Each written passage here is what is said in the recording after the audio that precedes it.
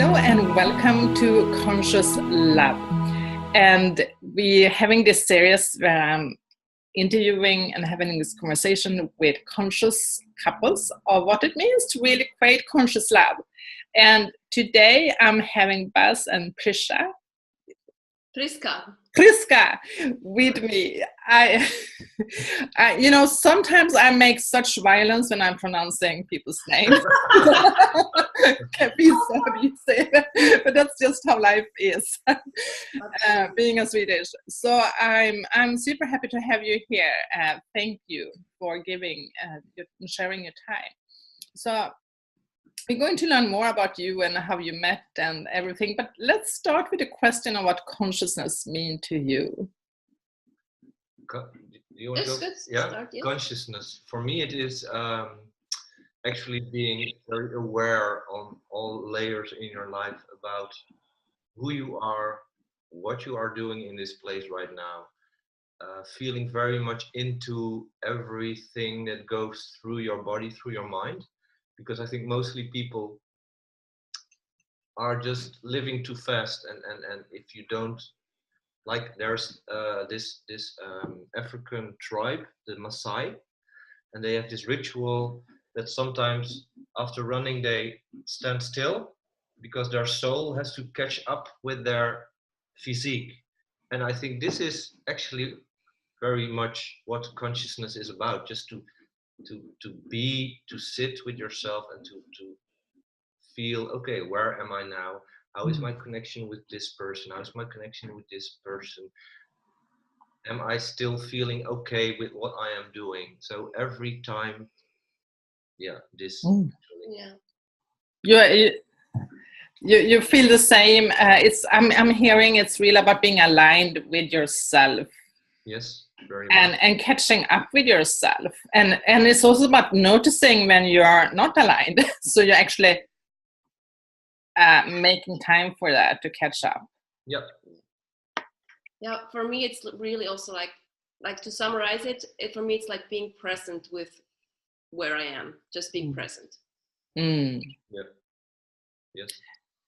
I don't know how it is. I know you live in the Netherlands now, and I don't know how it is there. In Sweden, mindfulness is a very blooming business. And I think mindfulness is really just tools for being conscious and getting into that state of being present. So I'm noticing there's many different ways of speaking about consciousness also. Yeah. Absolutely, yes. And I think it also has to do with where you were at. Like, I'm originally Swiss. I'm just living here for around 1.5 years now in the Netherlands. And I think with us, it's just coming now. Like, people start talking about it. And it's, of course, when you're like into consciousness and into like mindfulness, then you attract those people. So sometimes it's a bit hard to say, is it like all over Switzerland now, or is it just in my little world? Like, this is sometimes a bit hard to say, because law of attraction, you're attracting the tribe that you're like, the people that you are actually. It's true. And I'm also saying that it's, for me, when I became, the more conscious I became, I'm realizing that suddenly I just have that similar, like-minded around me. So you're thinking that everybody is it, but then when you're going out in the normal world, you're realizing, no, there is something else. Yes. I've been thinking a lot, how do you explain for someone who is not conscious how to become conscious? Maybe it's something that has to be experienced. So I'm curious how you met each other.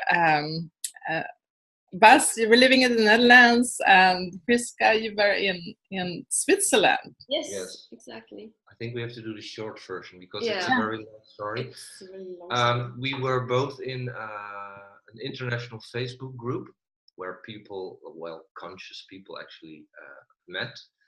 And at one point, some people created a meditation group, a global meditation group. And at a set time, it was mostly on Sunday evenings, all people around the world started meditating on the same time. Well, we were both in this meditation group as well. And the first time we were meditating, I was, in the, how do you call it? In the some other realm. In some other realm. And for the first time in my life, Priska, because I knew her from the group, Priska showed up in the meditation, and she was in front of me very close, and we were staring at each other. And after the meditation, I had like, what is happening here? I never experienced such a thing, and it felt so really as if she was around me. And I don't know if I told you right then. Yeah, I think we both told each other the second time. Yeah. Because I experienced the same thing, but I was freaked out because he was married. We have to say he was married at that time, and I mean, like, the last thing I want is taking a married man. Yeah, it's just not an option, right? But this happened, and I was like freaking out, and I felt a love I never felt before. So I was like, after meditation, I was like, okay, good night, everybody, I'm done. I was just like crying in my bed, and I didn't tell anything. And the second time, when we had this meditation, then he told me what happened, and I was like, holy shit, like shit, it just cannot be happening, because it happened again to me as well. And yeah, so I opened up about it as well. It's like, yeah, I know what you're talking about, because here as well. Yeah. Wow. Just hearing that, my body is shivering, and I got goosebumps over all my body. So powerful, like was a message that came in front of you simultaneously in the meditation. Wow. And then we started like connecting more via personal messaging, and it was so clear that there was something special, because everything we talked about was like connecting and really at one point, because I was married, and I didn't at that point feel, oh, this is a woman I want to be in a relationship with, but I was so curious about what it was, because you also read about twin flames and soul connections, and I really thought, okay, I want to examine this, because if I walk away from it now, I will always have this feeling of a hole, because I don't know what it was or something. Yeah. So at one point I decided to go to Switzerland, where she still was living, and she came and picked me up from the airport. And then when we also physically met and felt each other when we hugged, it was so clear that this was not only a soul connection, but it was just it. Yeah. And then you moved home and you got divorced, or what happened? Yeah. Yes. Yeah. Because it was, and I have to say that the marriage I was in, it was not that I was unhappy there, but I had for a longer time already the feeling that we were just coasting on, and that we were living more like brother and sister instead of like lovers. Yeah. You become friends instead of lovers. Yeah. So this actually, what happened with Priska was more because people always ask, oh, so this made you divorce? And I said, no, it was more the Kickstarter. It made the divorce happen faster, but in the end, the divorce would have been happening anyways. But now it just happened quicker because this beauty was there. It's really fascinating, because I'm seeing this as a common thread, is that like the relationship people had was, everything was good in some way, but it was like meeting this special person, it just boosted to a new level. Yeah. So it means that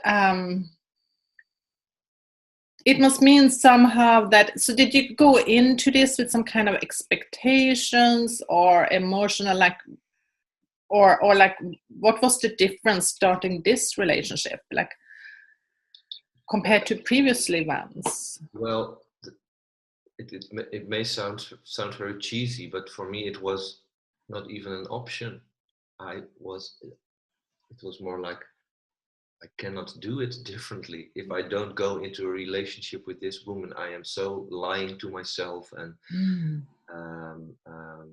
pushing away something that I know from top to toe will make me the happiest man alive. And if I push this away now, who am I being dishonest to? I'm dishonest to her, to me, to my children, to... So it was more feeling, it really felt as a truth inside of me that this just needed to happen. Yeah. How was it for you, Priska?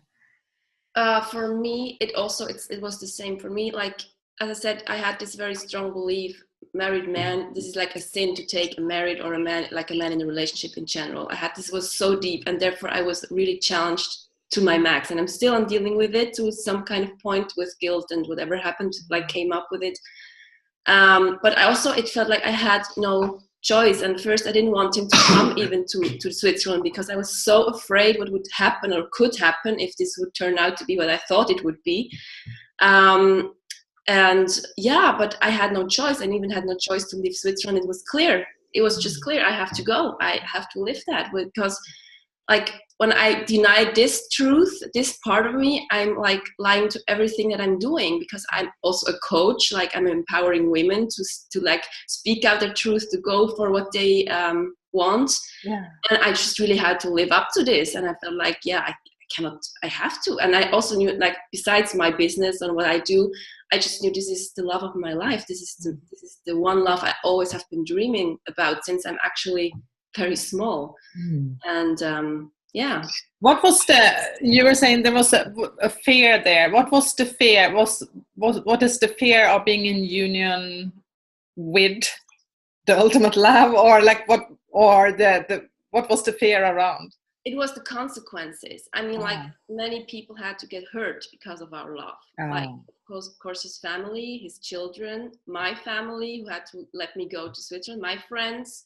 And I just felt like the most self-centered bitch ever, actually. Like, oh my goodness, I'm just following my heart, following my truth. And so many people just have to, like, get hurt because of my happiness. And this is so hard for me. And to still stand strong in my truth and to go for what I felt was the right thing to do for myself.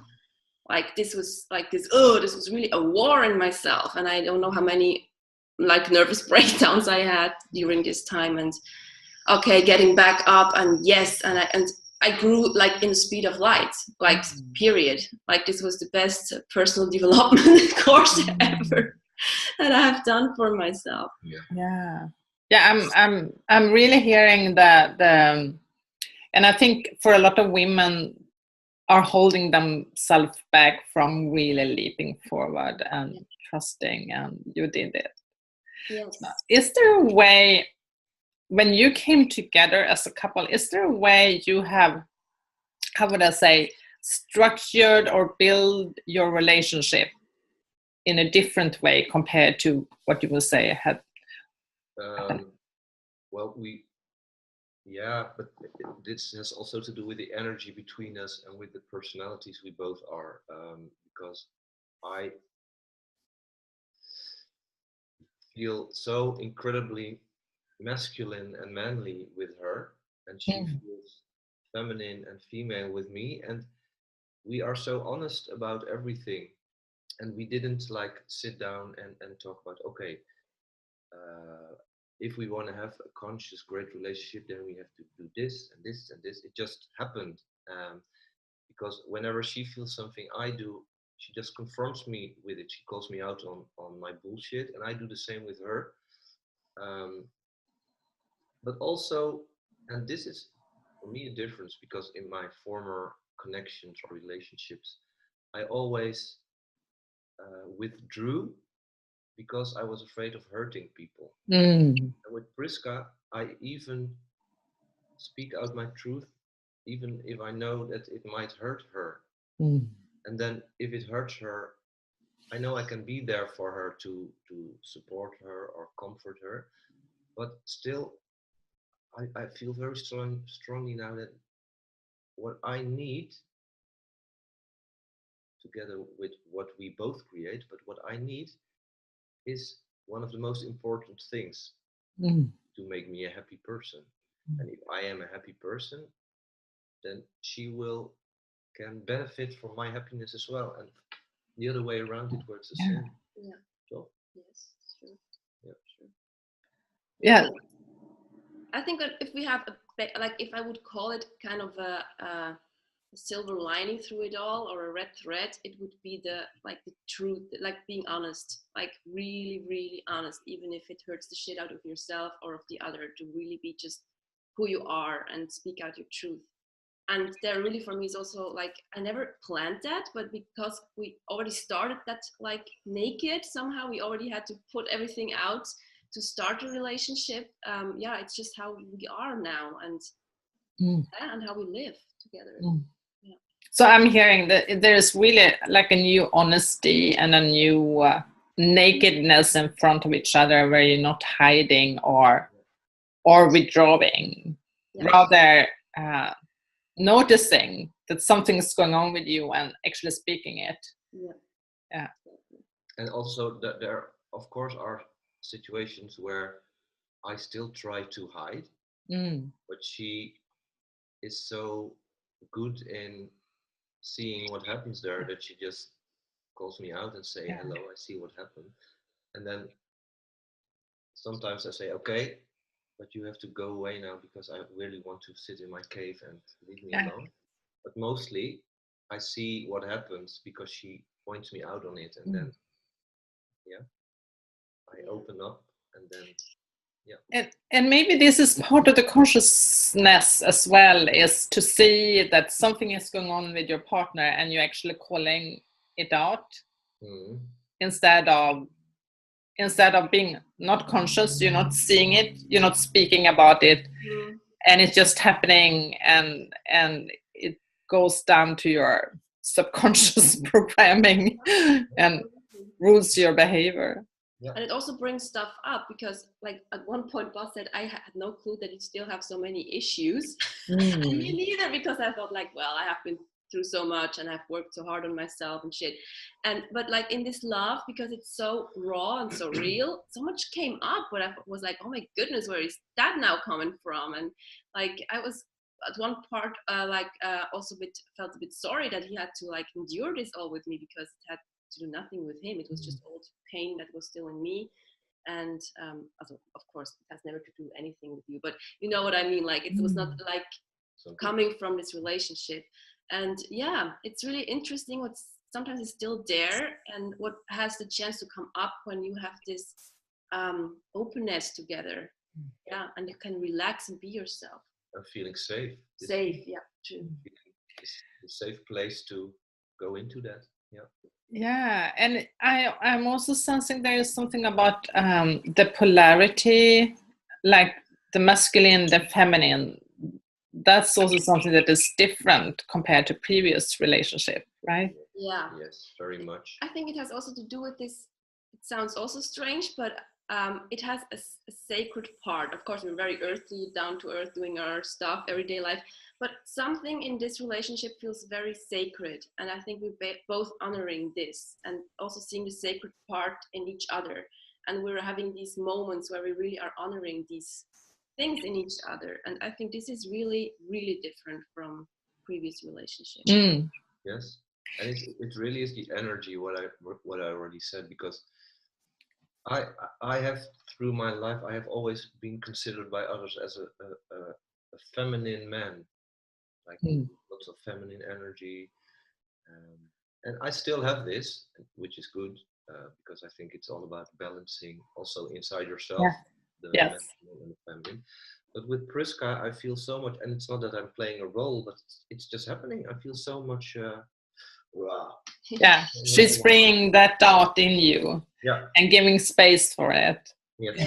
And vice versa, like I have never felt like that feminine in my whole life, and like to allow it, and just I don't even have to do anything. He just sees that in me, and I was like, wow, it's so beautiful. And I feel it in myself as well. This is the thing. It's not that he just sees it and I feel like, oh, I don't know what you're talking about, but I'm really feeling it in myself.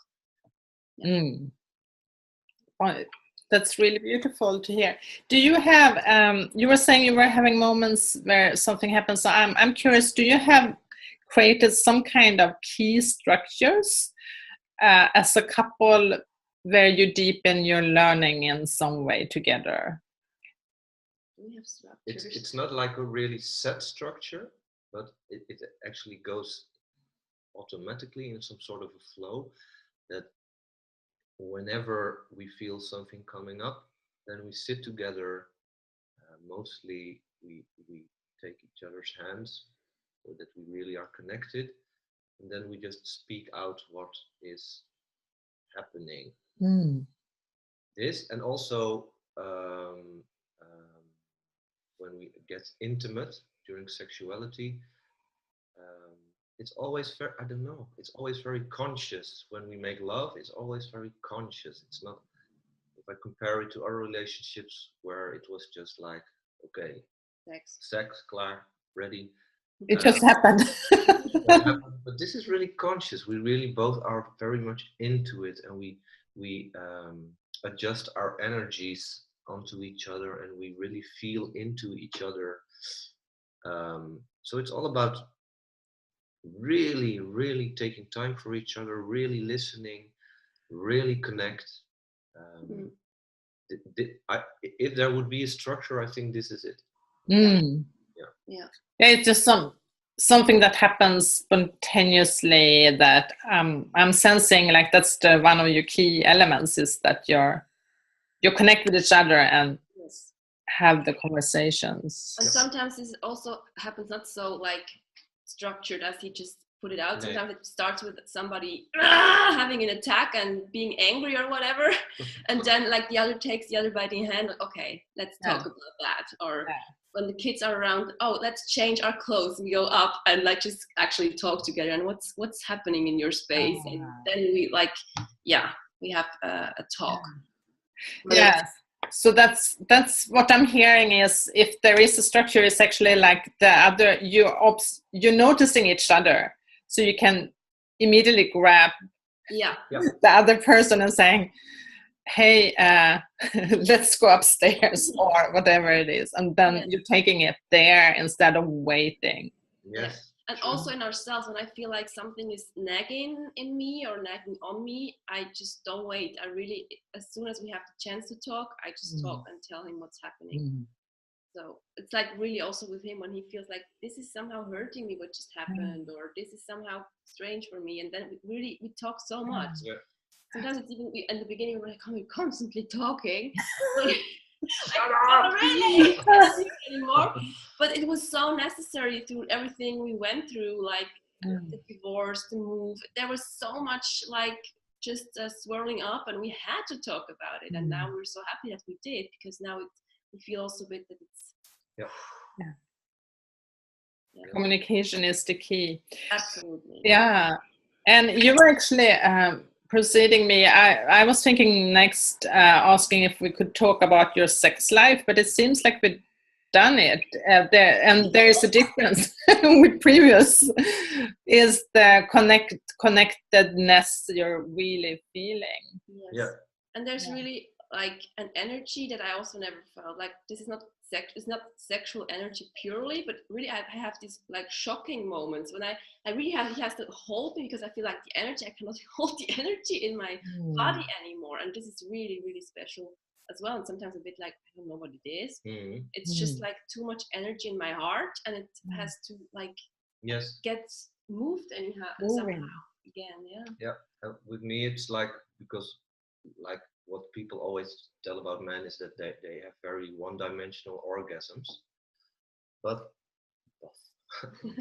with Priska, sometimes I never have done tantra or anything, so I don't know anything about this, but sometimes I don't even have to, if I'm going into details now a bit, I don't even have to ejaculate, but it's just more of it's just happening in my energy and in my body. This is also new, and this makes it so multicolored, actually, the sexuality, because one time we really have like sex, what people understand under sex, just having sex. And other times it's more like magical, and other times it's more like very, very vibrant energetically. So yeah, but it's really very connected all the time, and I think yeah, the difference that I feel. Yeah. But he's very present. Yeah. Yeah, I'm sensing when two conscious people coming together, it's also a more like exploration of the energy that exists and how you can cultivate it and heat it. And I'm really sensing that you're doing it intuitively. Yeah. It happens there. Yeah. And we also talk sometimes if there is something happening where we feel differently than normal, then we also talk about it. Also about sexuality and about our needs there, and so it's again intuitively, but also about communication again. Yes. Yeah. And being present with your own feelings and wording it out. Yeah. Is there something else you think we should talk about that really makes this relationship unique compared to previous one you had and that we haven't covered? Well,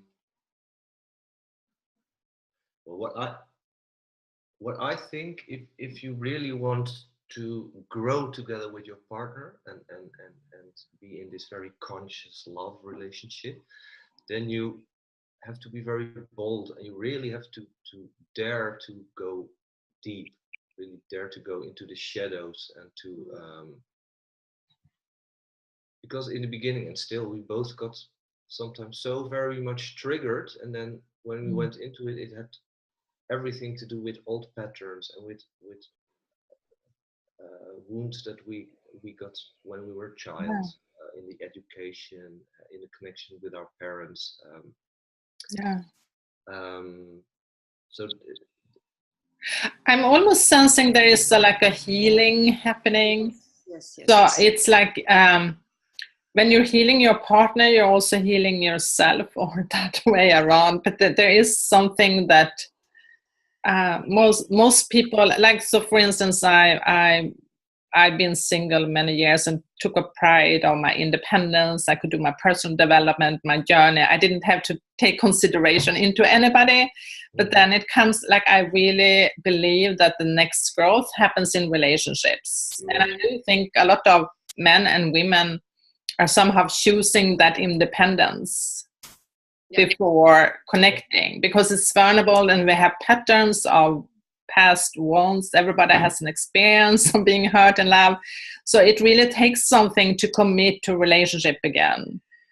Absolutely. Because and in that is, of course, that the fear, the shadow is I have to go deep and heal that wounds. And that's really vulnerable. Very vulnerable. Yeah, it came up many times for me because I have been single quite a while. I have been in a 7-8 year long on-off relationship, but mostly off actually. And also before I just had one real relationship before him, like this one. And I mean, like I learned so much, and I really thought I had my shit together, right? And somehow when we were together, so many things got triggered. Sometimes I was like, I'm freaking out, really. I was so much better without you. I was like being happy, and I'm in the flow and light, not enlightened. I would never call myself enlightened, but I felt like I had my shit together, and now I feel like this vulnerable child again, and learning how to walk and even how to get up. And oh my goodness, it felt so shitty sometimes because, as you said, it really triggers everything that you haven't healed yet. Yeah, I think really some things you only can heal in connection with someone else. And you can do the work when you are alone. You can do lots of self-development, but some things you cannot do on your own. Yeah, it's true. Yeah. And now we're coming to the importance of healing the relationship to yourself, knowing yourself, open up to love. There is a connection in what you create in the word, of what you create in your business. So how do you see, tell me what you're doing, but also how your businesses have changed since you met, like what has been a transformation here for you? Yeah, it's crazy actually. Like, because I have been self-employed partially, like since forever. I have doing something for myself. I've been working as an actress earlier, but then I started coaching because I had all these life crises and stuff. And I was always some kind of blocked in my business. And I don't know, I didn't have the courage to fully show up, fully show myself. But then I decided at one point when this happened to also share my story with my viewers, because I have a YouTube channel. I just started to show up like in a total different way, much more vulnerable and stuff. And like after I went to the Netherlands, I was working in another job, still in a how do you say that? In a travel agency. Exactly. And after 2 months, I was like, clear, I cannot do that anymore, because I was this love and this connection asked for me to be so truthful to myself. I felt I cannot do this work anymore. I cannot be around these people anymore. I have to do, like, also in my business, I have to just do what I want to do. And I really, like, I thought like, okay, I can stay 4 months with the money I still have, and this has to work now, being self-employed. And it worked. Wow. Oops, sorry. No worries. And it's so funny because I really also thought I was really stuck in my business, because I also felt actually what I want in my life is this new step. I need to step up in my own life, and I didn't know how to, and I really needed him to do that. And there was no other way. And this is why he showed up, also for my personal development, but also for my business. Yeah. Yes, it's all about, because this relationship, this love makes us also very much aligned with what is, and also it creates abundance. And so also without this, what Priska told, it's just an energy boost that goes into it, and therefore things start to happen. And we, since we met, we are building our own business as well, called LoveRelationShit. And it's not there yet. We are still building, and the website is under construction. But we really both have the feeling that if we do it the way we love each other, then this will rocket. Yeah. Skyrocketing. Yes. Helping other couples understand what it takes to create loving relationships. Yes. Exactly. With yourself, and then with another person. Exactly. Yeah. And I don't even know how that we wanted to do something together. I think we didn't even discuss about it. It was so clear that we're going to do that. And then LoveRelationShit was born in one night when we were thinking about names. What are we going to do? We don't know. Let's look up for a name and let's do that. And we're just sharing now at the moment videos where we talk about the everyday love relationship that happens to a couple. And we just have very honest and raw videos, because I think as we are honest in our relationship, we want to build this honesty also with our clients, future clients. To show up as who we are, that they can show up as who they are, and that they don't have to hide anything, because then it doesn't work anyhow. That's really beautiful. So how do people find you if they want to learn more about you? Where do they go? Well, now they can find us actually via Facebook and YouTube. Yeah. We have a page called LoveRelationShit. And we have a YouTube channel as well. Actually, you can go on www.loverelationshit.com, and then you have all the links to YouTube, to I think even Instagram is there now. That's really your videos are really funny. I love them. I think they are. Thank you. Yeah. Yes, and if you want to really get these videos regularly, you can subscribe to our love letter that we send out when we have a new video up, and then you just get free stuff and inspiration. Into your mailbox. And we also have, at the moment, we had this series called Into a Man's Mind series, because we had so many questions from women who were like, oh my goodness, I don't understand these men, how are they working? And so I kind of interviewed him on the question of these ladies, and he gave epic answers. I was like, oh my goodness, if I only would have known this earlier. how this works. I think that's everything women wants to understand men.